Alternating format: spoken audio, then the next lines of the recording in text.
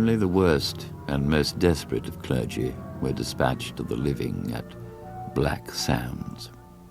For the community had long resisted the intrusions of organized religion. There were exceptions, of course. There was a duty upon the church and its clergy not to allow a community to exist without the light of the true faith to guide it. And so it was given to me as my first meagre living.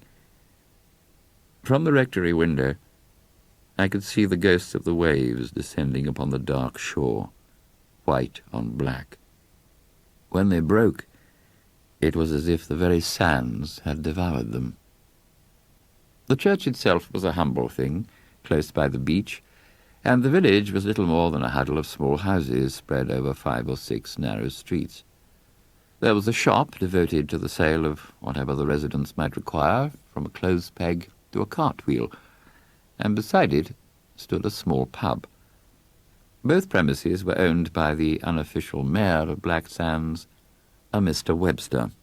He was a tall, cadaverous man, with the manner of an undertaker measuring up a particularly impoverished client for a cheap coffin. He politely declined my request to post the times of services in either of his premises. "As I informed your predecessor, we have no need of your presence here," he informed me, with a half-smile as he walked with me along the main street of the village. "I am no theologian, but it seems to me that there are many religions and many gods. There are other gods than yours, Mr. Benson, older gods. Each has a place. That I do not doubt. Unfortunately, the place for yours is not here."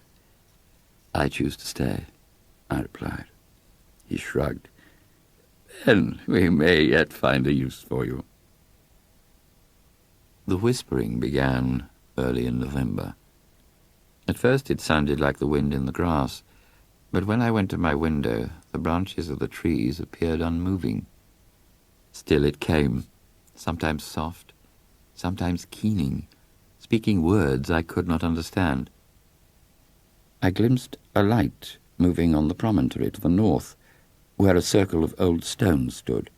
My curiosity aroused, I dressed hastily, and wrapped in my dark coat, made my way through the fields toward the path that led to the ancient site. I was almost within sight of the trail when some instinct made me fall to the ground.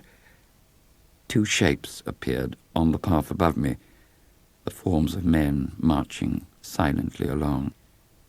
Webster stood, waiting for them at the circle, a lantern resting upon the flat stone before him.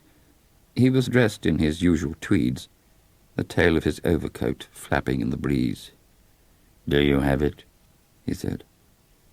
One of the 2 men who had joined him, a dour farmer named Prater, handed over something white, a cleric's stole.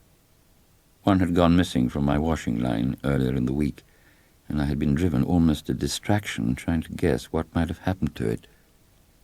Now I knew. Webster picked up his lantern. Instantly his face was illuminated, but it seemed to me that I saw regret there. Or, so I hope now, in the light of what was to occur later. "It has to be done," said Prater. "It's the way of things." Webster shook his head slightly. "There will soon come a time when it will no longer be possible," he said. "And what then?" asked the 3rd man, whose name I did not know. "Then the old ones will be forgotten, and the new will take their place."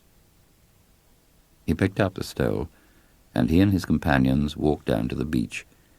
There they dug a hole in the sand and placed the garment within, before carefully covering up the hole once again. Then they returned to the village. I stayed where I was for a time, until I was certain that they would not return, then followed the path they had taken down to the shore. It was the work of only a few moments to find the little mound left by them, beneath which the remains of my church garment lay. I stood there for a time, uncertain of how to proceed. I was terribly afraid and prayed for guidance, but none came. Instead, feeling that I was betraying the very faith I had so ardently defended to Webster, I removed my stole and returned to the rectory. The next day, I rose early and made my way into the village. I stopped by Webster's pub as he was making his preparations for the day. He found it hard to meet my gaze, but I gave no indication that I recognized his unease. "I was wondering," I said, "if I could trouble you for a cup of tea. I must confess I feel a little weak this morning and in need of something to fortify me for the walk home." "Why, I could give you something stronger than tea, if you like," he said.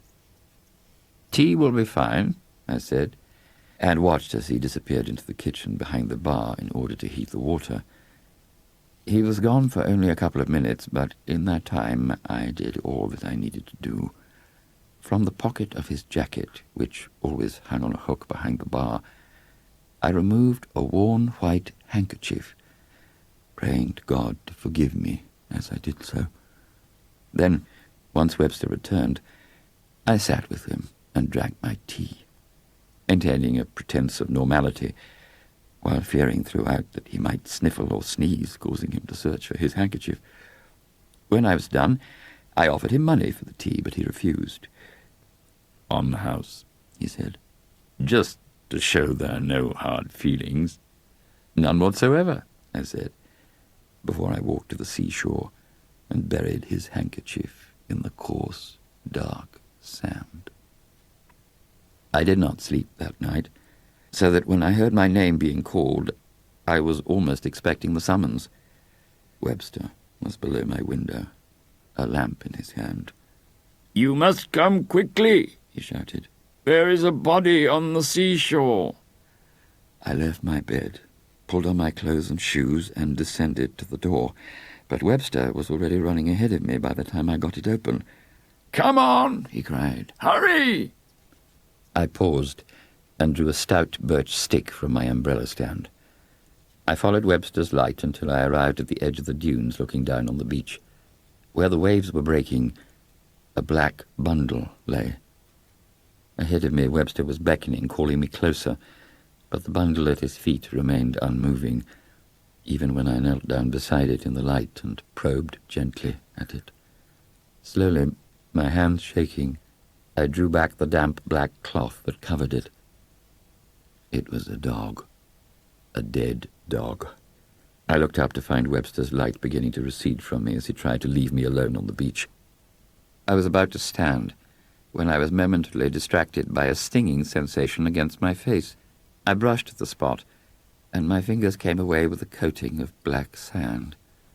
All around me the grains were moving, shifting. Shapes rose and fell, forming columns that held their shape for an instant before disintegrating into dark clouds that fell onto the beach below. They might almost have been human.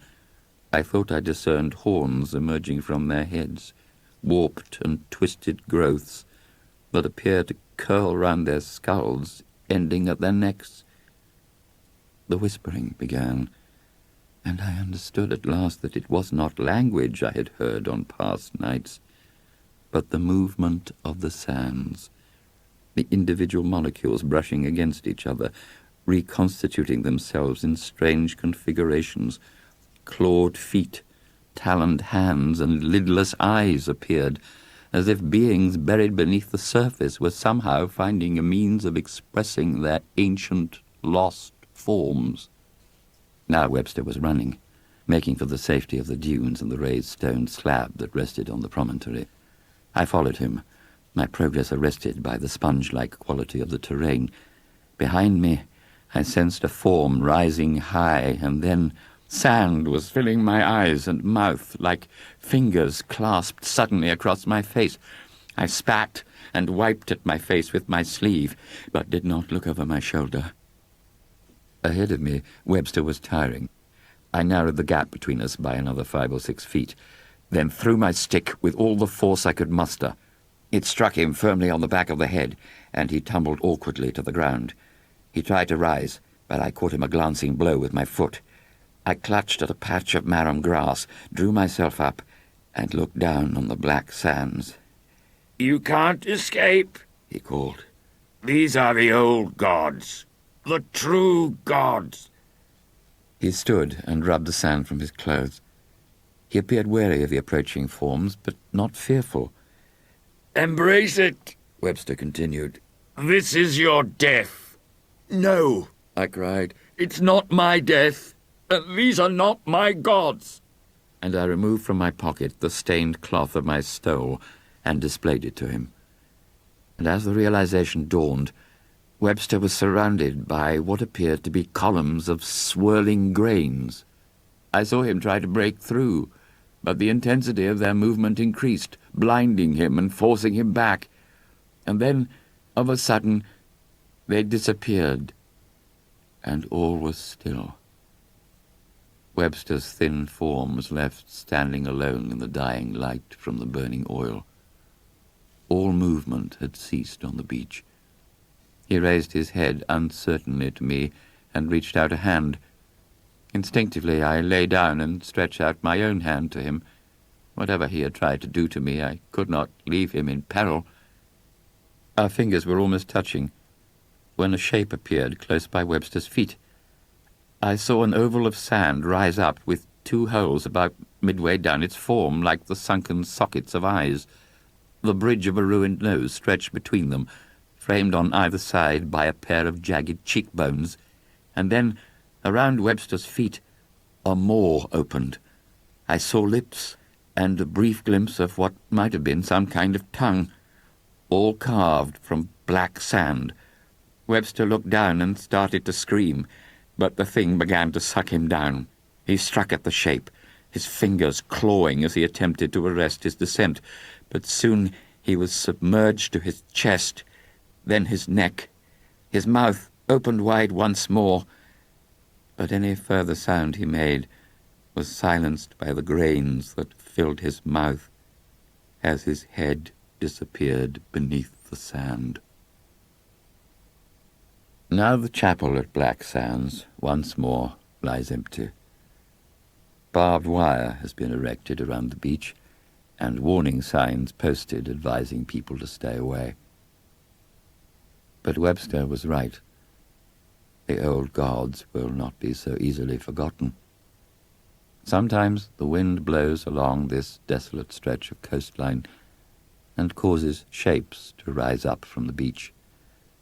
Phantasms of sand that hold their form for just an instant too long before falling in small heaps to the ground. It may take years, even decades, to complete the process, but they will succeed, for slowly and surely they are obscuring the warning signs.